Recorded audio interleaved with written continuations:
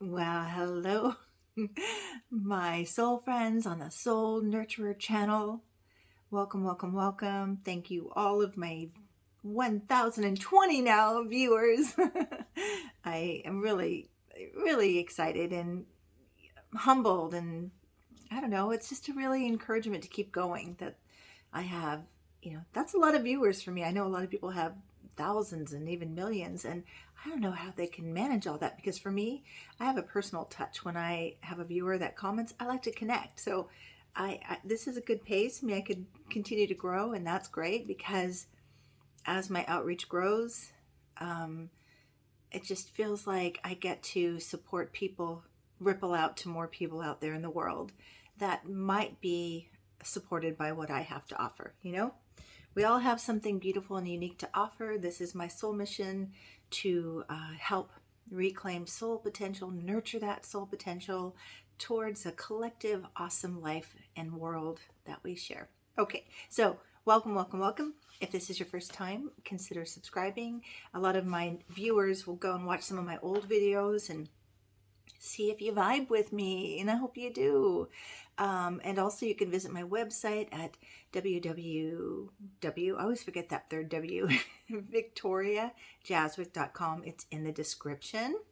And if you're continuing to watch with me, thank you. I'm so grateful. I'm grateful for all of your comments and all of your private emails that you send me, and I love knowing that I'm reaching you out there. Also, if I don't know who you are and you're commenting, let me know where you're viewing from. Okay, awesome. So as promised, I want to talk about shadow work for Scorpio season, but also because in the Northern Hemisphere, we're moving into dark times, winter, right? Here where I live in Washington State, which was something very hard for me to get used to moving from California. The seasons are very prominent here, and our days are shorter, especially with the fallback daylight savings time. I always get confused by that. Daylight savings time, daylight, I don't know, and I have friends in Arizona that they don't change their time. But, I like the extra hour in the fall, falling back and getting a little extra hour, but we lose an hour of light. And so it does seem like we're going into the darkness of winter, the winter of our soul, the rich and fertile ground of our soul, our psyche, right? And so this is what shadow work is to me. Now, this is my interpretation. I am not an expert on Jung's work. I have studied Jung's work. I'm a Jungian based spiritual director.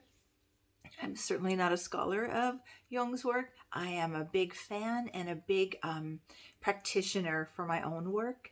And so I say that disclaimer because the way that I'm going to share my understanding of shadow work may not be textbook, but it is the way that I work with it with myself and with some of my clients. So there are many more experts on Jungian's work than me.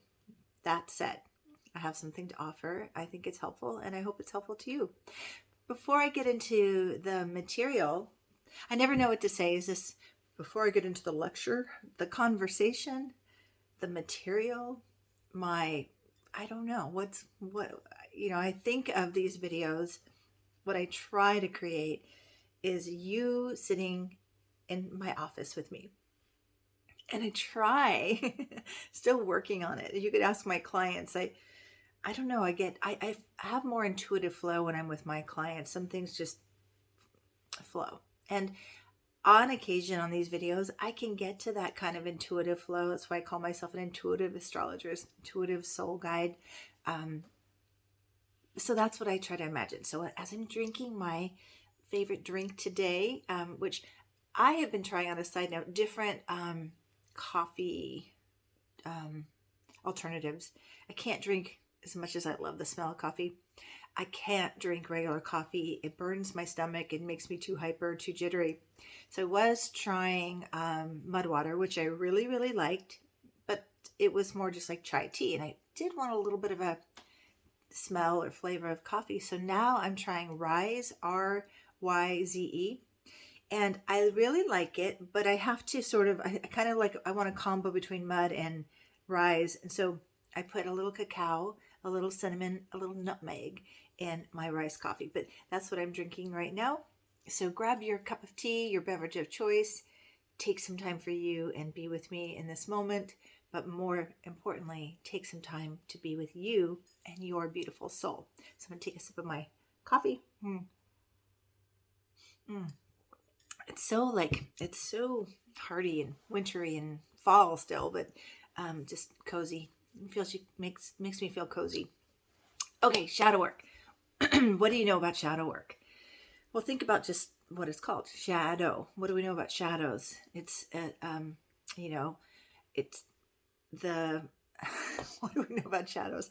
Okay, if you ask a question, you should know the answer. What do you know about shadows, Victoria? Well, it's our light projected outward, right? And so, what's that quote to? The bigger the light, the bigger the shadow, right?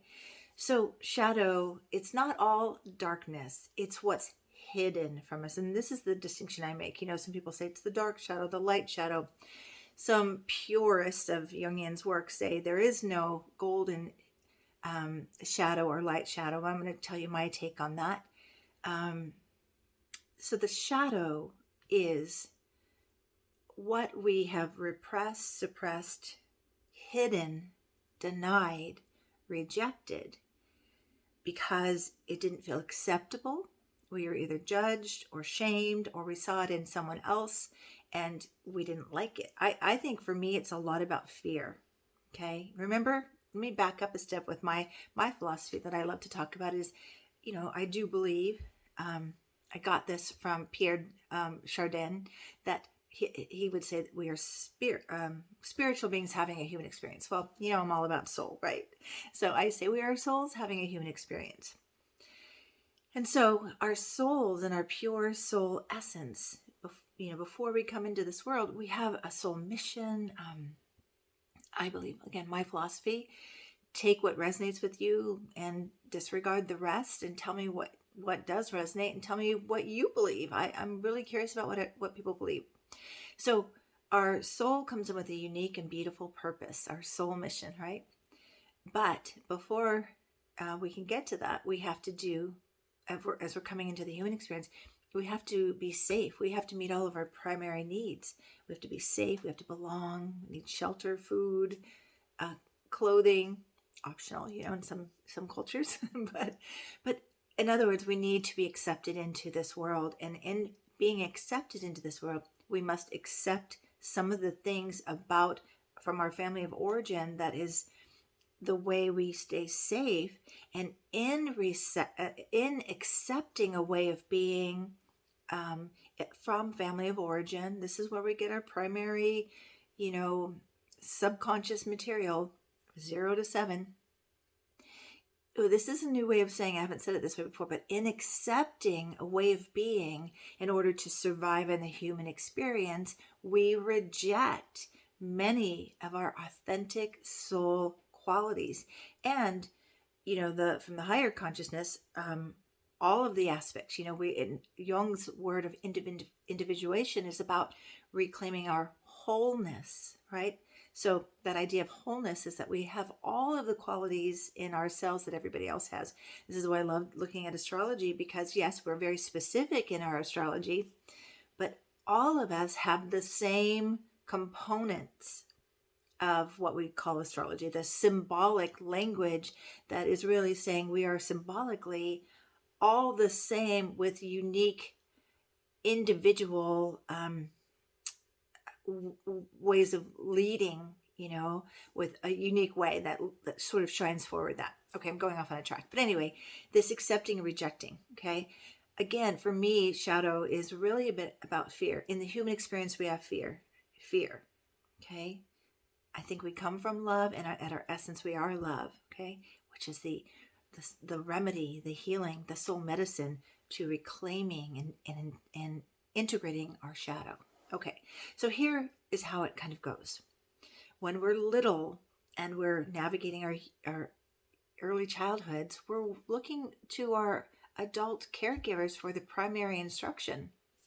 How do they do life? What's acceptable? What's not? And we get a lot of those messages. The conditioning starts early. based on what our parents learned from their parents, and so on and so on. So I always say we don't blame parents. They got what they got from their parents, and then they give to us what they think is best to give to us, right? So that could look like getting messages where you felt like, whether it was directly spoken, boys don't cry.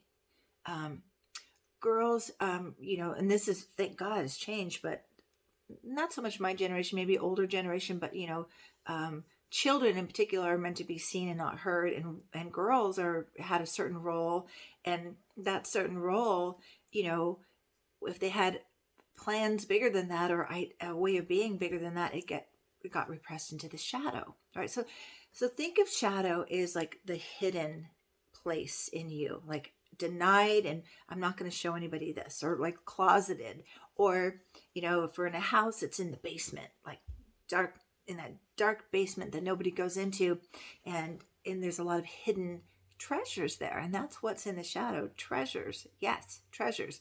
Even the so-called dark shadow or negative shadow, it's not negative, it's energy. Think of it this way: it's energy that is needed to articulate an aspect in you.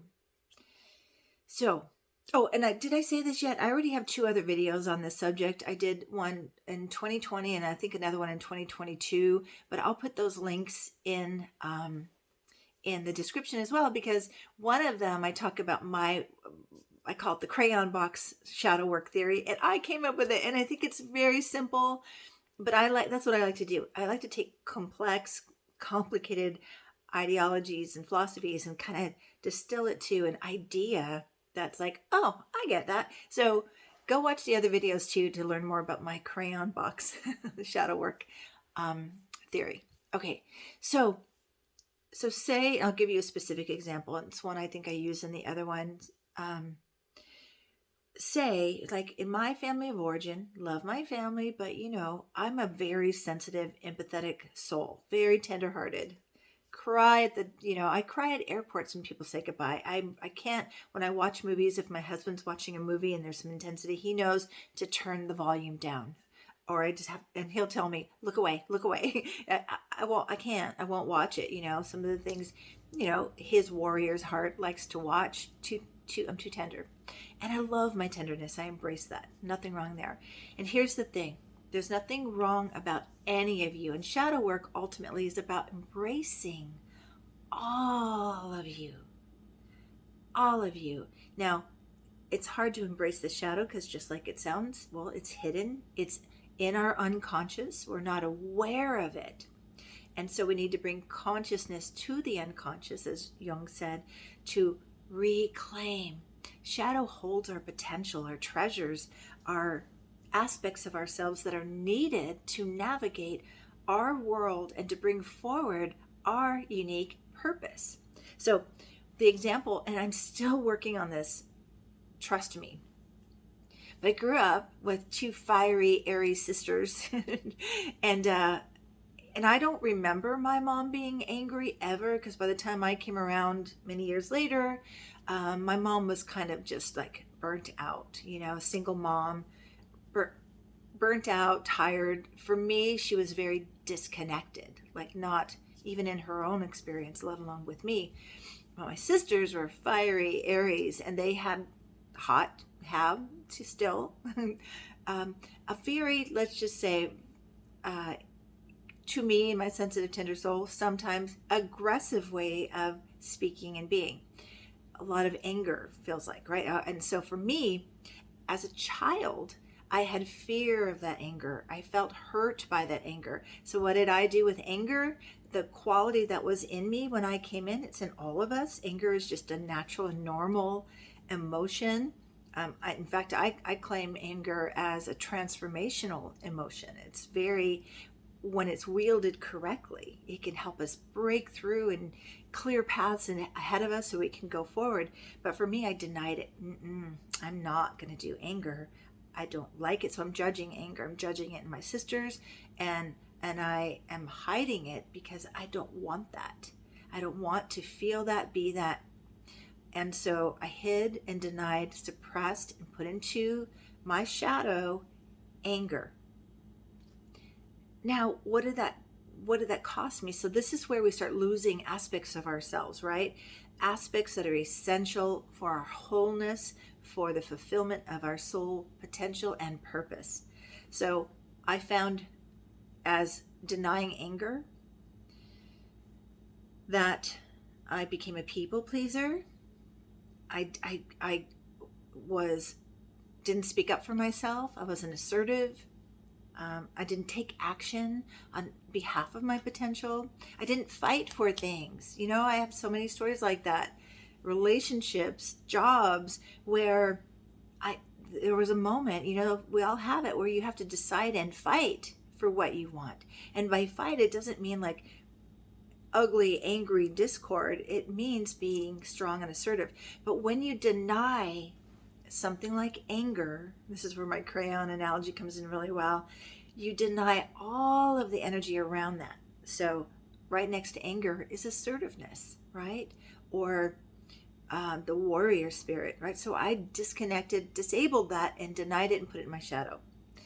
When this is 8 years ago now, I had a lump on my throat. Of course, that was very scary.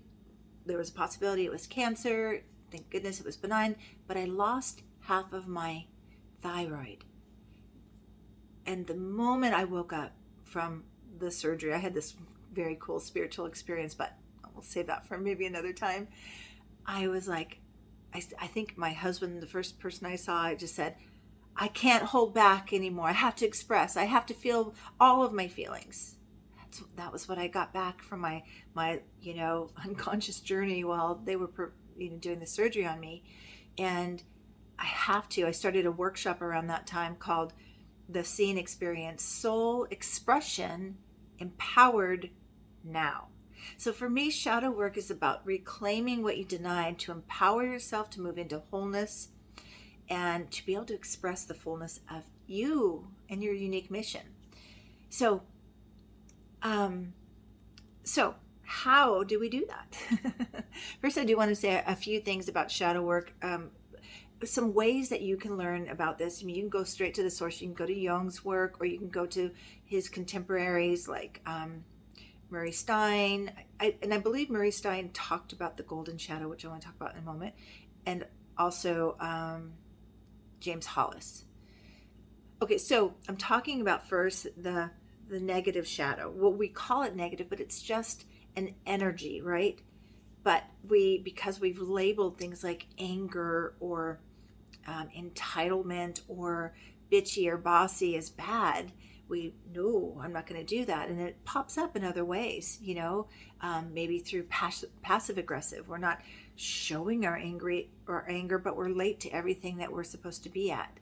Or we mumble under our breath, but in a soft, sweet voice, So, but then the golden shadow, every time I have to go slow, because I remember one time in a big workshop, I said, we're going to talk about the golden shower.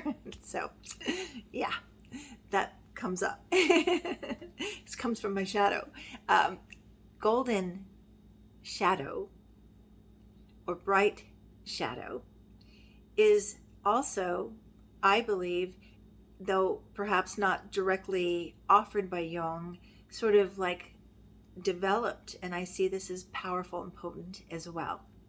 So the dark shadow is kind of like, so the things that we have judged as bad or unacceptable, and there's some shame around, or we were shamed about it, denied, hidden, and we can find that in ourselves by the ways we get triggered by those who seem to lead with that, or it's pronounced in them. So say another shadow that I did some work in reclaiming was claiming my space and being big in the space. I mean, I would always just wait my turn. Is it my turn? Could I speak up now? Right? Anybody relate to this?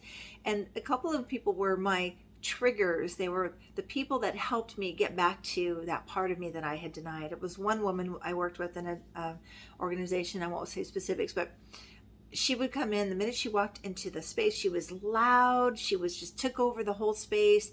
When we were in meetings, she was always the one starting the conversation and always the one offering, oh, I'll do that. And I'm sitting there quietly waiting to be called on, right? And I would be so resentful, like so triggered by her, like taking up my space. And then I realized, oh, okay, and here's how you feel triggered first, you feel angry, you feel, you're judging them, like, well, who does she think she is? Ooh, shadow. Or that's really what we're saying in shadow work. There's a saying, you spot it, you got it. um, I'm hearing another something, you feel it. Ooh, if you're, ooh, okay, thank you, this is brand new. If you're feeling it, you're concealing it. Ooh, yes. Thank you. That was so cool. I've never said that before, not once. So if you're feeling triggered by someone, you're feeling it, you're concealing it. You're feeling angry at their whatever. That's something they're doing that's triggering you. That's deactivated energy in you. Okay. And it may be, like Jung called it a hook. It may be like with me with anger, like, I can see anger in people because I lived with anger, but I'm also denying my anger. But if some people actually are very angry people, it doesn't mean you're not accurate in that. But if you're triggered by it, that is your inner work to do. Okay, so that may look like, what is it? Where is this familiar to me? What have I judged about anger? Here's the integrating piece. Where would it be helpful for me to reclaim my anger? Or where would it be helpful for me to reclaim being too big in the world or taking up too much space? Where would that be helpful? And then you integrate it that way, and then you visualize it. Now, the thing I want to say is, when you first you withdraw your projection, and what that means is, because projection is, we're our perception is projection. What we're perceiving is going through all of our stuff, right? And so we're projecting. There's some statistic about projection is 98% or 85%. I don't know what it is, but it's pretty much most of the time we are projecting. So withdrawing projection means I recognize that if I'm seeing this, I spot it, I got it, and am triggered by it, this is something for me to work on. Okay.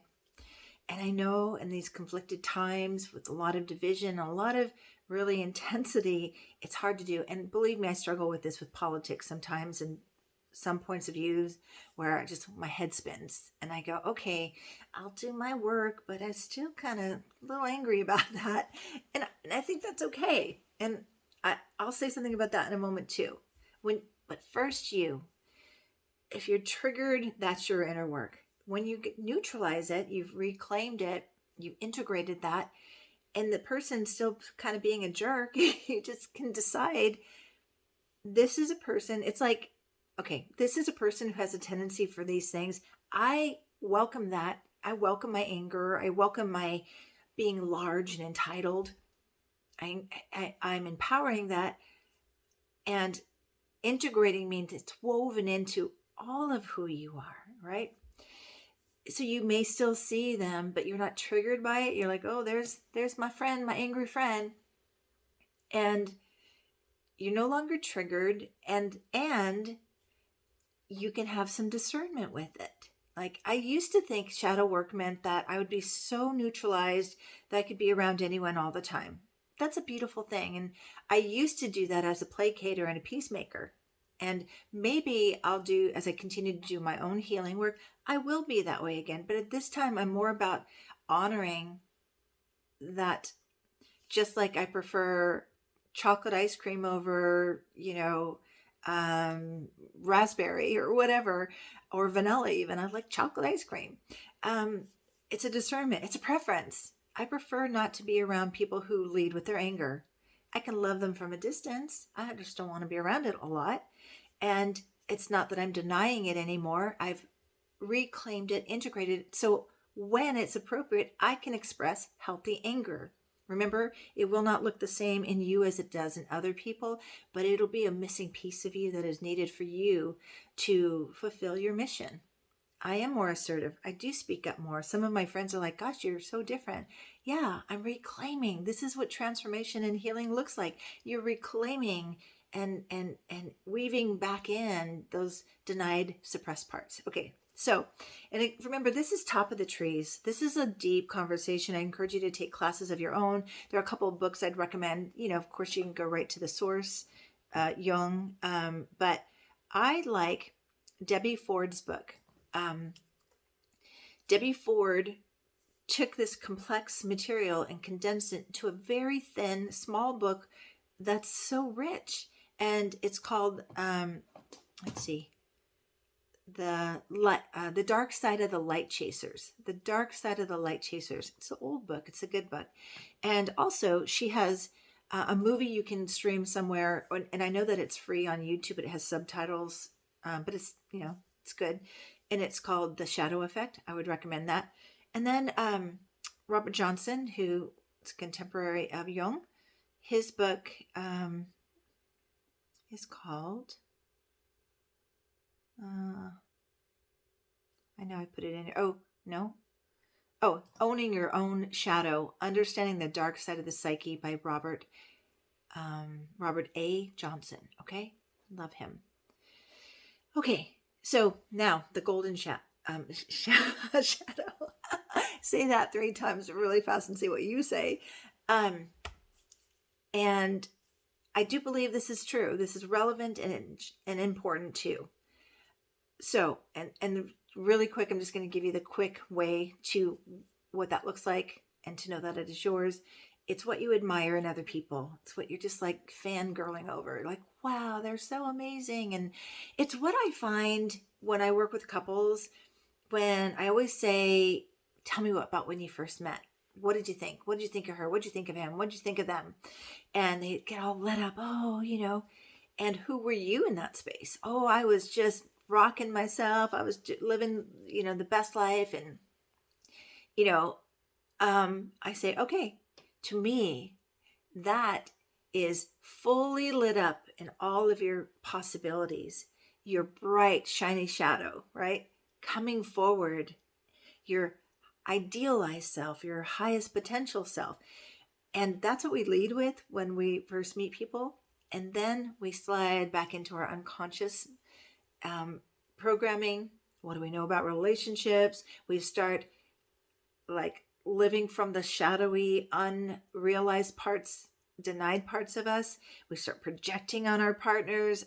Oh, it's just so much fun, isn't it?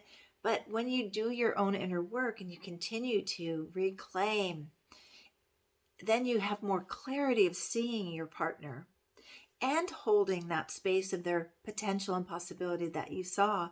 I believe that true soul-connected relationship is about holding those possibilities while each person individually does their work, but reminding each other and calling each other to the highest possibility for their soul within the union of that sacred relationship.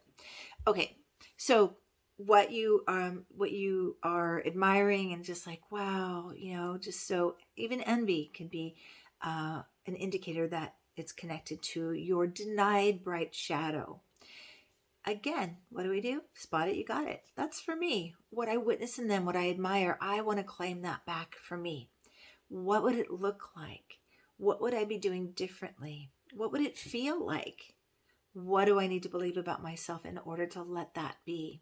Okay, these are just some slight tips on integrating the shadow. Okay, a couple of quotes and then I think I will wrap up. I like to get my videos in under around 30 minutes. Oh, by the way, hello, I meant to say this at the beginning. I am doing a giveaway again. I did one for my birthday and I have my person that won that session. I'm going to meet with her on Monday via Zoom. But I'm doing another one right now. And basically, here's all you have to do. Go watch any of my videos. And as you're watching this one, comment underneath. Comment as much as you want, but I don't want just like, hey, Victoria, that's sweet. Thank you. But I want to comment like, hey, Victoria, the thing you said about shadow, which is, like I know you watched the video and what you took away. I want that helps me know that I'm reaching you. But here's how it goes. for every comment you make underneath any of my videos. And you can go way back and see my humble beginnings of stumbling and fumbling as I was trying to do these. And comment under those. I will get notified when you comment, and I will comment. I will comment, let you know that I saw your comment, and I will put your name for each comment. Your name goes into the giveaway raffle. I literally write them out, put them in a hat, and I will pick one, maybe two. I don't know. I gave away two last time. Maybe one, maybe two, but for each comment. So the more comments, the more chances you get. I already have somebody who's really like the leader right now. I mean, she's probably not wanting me to announce anymore that I'm still doing this, because I would say she's got a high chance of winning. She's got like 20 comments. Okay. So she has 20 entries. Okay. So that, I wanted to say that. Okay. I did want to share this from Jung, a couple of quotes. I love this. Shadow work is the path of the heart warrior. Truly, it's hard work.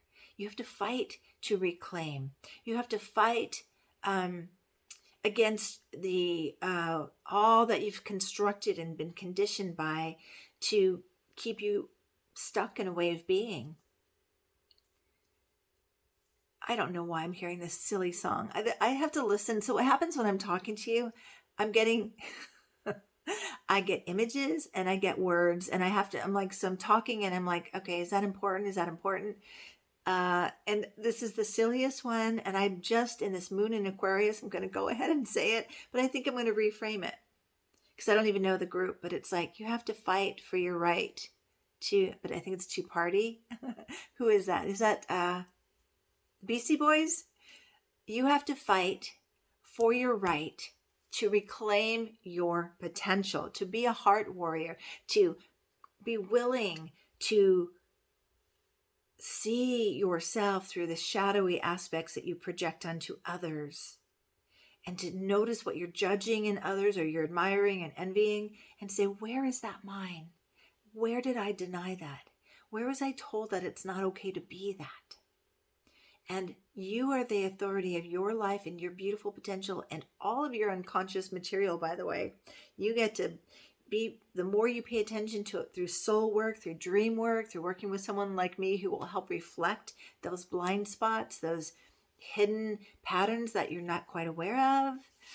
It's juicy work, but it's hard work, and it's the warrior's path work. So I love that. And then one last thing I wanted to say, or two last things. I'm going to wrap up really quick. This quote from Debbie Ford.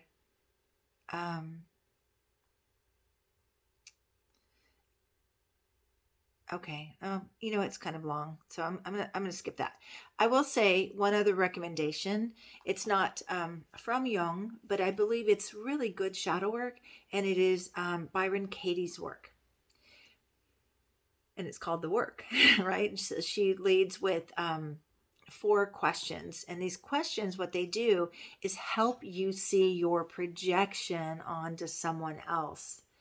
Remember, we're projecting most of the time. So what you see in others, what you're triggered by others, you need to work with that in order to reclaim that projection. And then you have more clarity, more discernment, right?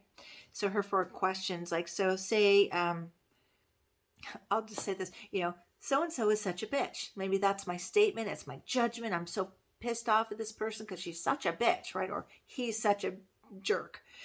The first question, can you absolutely know that it is true? Usually when people are triggered, they're like, hell yes, it's true. Do you see this person, right?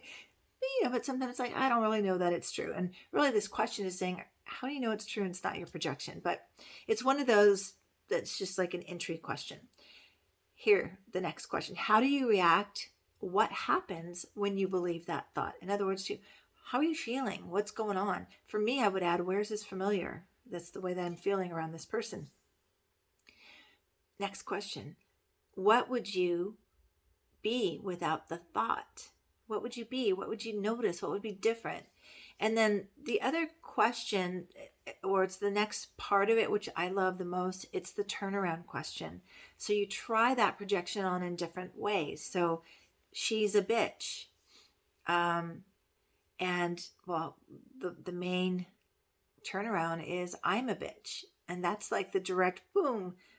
Where is that true? Where am I a bitch, right? Or where am I denying that I'm a bitch? But this work helps you kind of bring in a surprising way the unconscious material that has you kind of triggered, right? Of course, dream work is the best way because you can see many aspects of yourself in the dream. The theory is all of the images, all of the people, all of the players in the dream are aspects of you, your subpersonalities. Okay, I think that's all I have. I hope this was helpful. Tell me what you took away. And I'll be going live, I think, sometime this week, maybe Tuesday or Wednesday before Thanksgiving. And I'll give you a test. I'll ask you some questions to see if you pass the shadow work test. No, I'm kidding. But I do love to go live just to connect. The only reason I don't like to go live is to see the quality of this camera on my phone. It's not the same on my computer. So that's why I prefer videos. But I love contact with you and hearing from you and interacting with you in whatever way you want to do that. Comments, private messages. You can also request, if this is first time for you here and you haven't had one yet, a 20-minute free consultation with me. We can look at your soul chart, your astrology soul chart, where we look at your soul potential, or we can do a soul guidance session where I'm just kind of hearing where you're at and talking about ways to navigate you forward. Okay, sending you so much love, and it's a joy to be with you. I hope that you've taken something from this video, as I do with every single video. I hope that you know that you're not alone and that you feel encouraged, inspired to do whatever you need to reconnect to your potential, because you're worth it and your soul potential is needed. You're needed. You matter, and your voice is needed and your expression is needed. All of you is needed. All right, that's it. All my love, and I'll see you next time. We've got a full moon coming up next week. Okay, much love. Bye.